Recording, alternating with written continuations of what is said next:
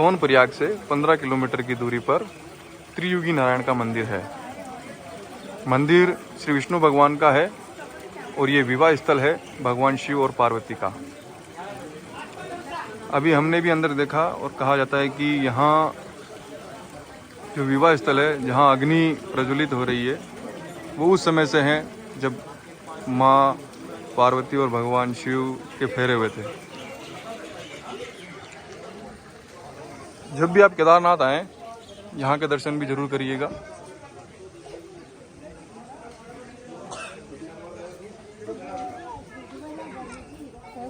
माँ अन्नपूर्णा देवी का मंदिर है, गणेश जी हैं।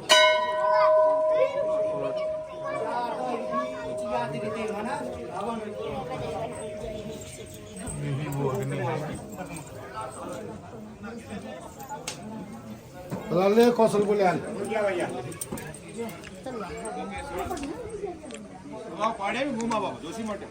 जय त्रियुगी नारायण की मित्रों, हर हर महादेव, हर हर महादेव।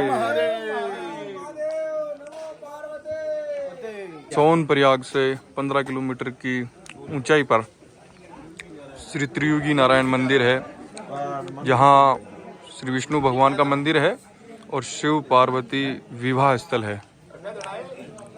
यहाँ आप देख सकते हैं अंदर जो अग्नि प्रज्वलित हो रही है वो उस समय से जल रही है। सोनप्रयाग से 15 किलोमीटर की दूरी पर आज हम पहुंचे हैं त्रियोगी नारायण मंदिर और हमारे बीच महाराज जी हैं जो हमें इस मंदिर की पूरी जानकारी देंगे। तो इस मंदिर का क्या इतिहास है और क्या इसकी जानकारी एक बार हमारे सभी दर्शकों को बताइए। तो सुनिए जरा से, आप लोग सब इस स्थान पर आए हैं। इसका नाम है त्रियुगी नारायण, यानी तीनों युगों के नारायण। ठीक जी, सुना होगा आपने कि यहाँ पर शंकर और पार्वती की शादी हुई, इसीलिए आप लोग भी यहाँ पर आए हैं। जी, तो सुना होगा हरिद्वार के पास कनखल है। जी, कनखल में दक्ष राजा का मंदिर है। जी, एक बार दक्ष राजा ने वहाँ पर एक बहुत बड़ा यज्ञ किया, सभी देवी देवताओं को बुलाया, ऋषि मुनियों को बुलाया, लेकिन शंकर भगवान और माता सती को नहीं बुलाया। जबकि सती कौन थी? दक्ष राजा की पुत्री थी। सही है। बेटी होने के नाते वो भगवान शंकर को बोलते हैं कि मुझे पिताजी के यज्ञ में जाना है। भगवान के मना करने के बाद भी बेटी होने के नाते वो अपने पिताजी के यज्ञ में चली जाती है। जब वो वहाँ पहुँचते हैं तो देखते हैं कि यहाँ पर मेरा कोई स्थान, मोटा मोटा बता रहा हूँ, यहाँ पर मेरा कोई स्थान खाली नहीं, सभी देवी देवताओं का मान सम्मान हो रहा है, लेकिन हमारे लिए ना तो मेरी स्वामी का स्थान खाली है, नहीं तो पिताजी की तरफ से मेरा है। तो अपने पिताजी को बोलते हैं कि पिताजी हमारे लिए कोई स्थान नहीं है, क्यों खाली नहीं है? तो पिताजी बोलते हैं, दक्ष राजा बोलते हैं कि सुनो, तुम्हारे पिता भूत प्रेतों के राजा हैं, शमशान घाटों पे जाते हैं, भस्मी रमाते हैं, सर्पों की माला पहनते हैं, बागावरण पहनते हैं, ऐसे आदमी के लिए हमारे यज्ञ में कोई जगह नहीं है। तो सती माता अपने पिताजी से रुष्ट हो जाते हैं और बोलते हैं कि आपका यज्ञ पूरा नहीं होगा।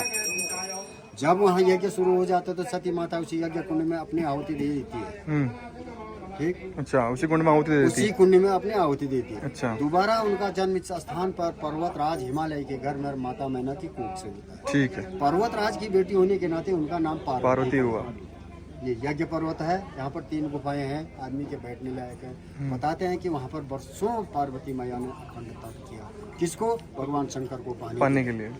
तप करने के बाद उन्होंने यहाँ पर दोबारा शंकर भगवान को प्राप्त किया। आपने देखा होगा, आपने पूजा की, आपने मंदिर विष्णु भगवान का है और विवाह स्थली शंकर भगवान की जी है। जी, वो इसलिए है कि भगवान शंकर के आराध्य कौन है? विष्णु भगवान। तो विष्णु भगवान को साक्षी करके यहाँ पर शंकर और पार्वती की शादी हुई जी। इसलिए मंदिर हो गया विष्णु भगवान का जी। और विवाह स्थली शंकर भगवान की। जिस प्रांगण में आप आए, यहाँ पर 4 कुंड हैं। पहला ब्रह्म कुंड, दूसरा रुद्र कुंड, तीसरा विष्णु कुंड और चौथा हो सरस्वती कुंड। पहले 2 कुंडों में स्नान किया जाता है, पंच स्नानी ली जाती है। तीसरे में ओम नमो नारायण करके आचमन किया जाता है। चौथे में पितृतर्पण होते हैं। पितृतर्पण उन्हीं लोगों को लागू है जिनके माता पिता गुजर जाते हैं। ठीक है, ठीक है। 5वां स्थान धर्मशिला है। यहीं पर राजा हिमांचल ने अपनी पुत्री पार्वती को कन्यादान करके भगवान शंकर को दिया। सही।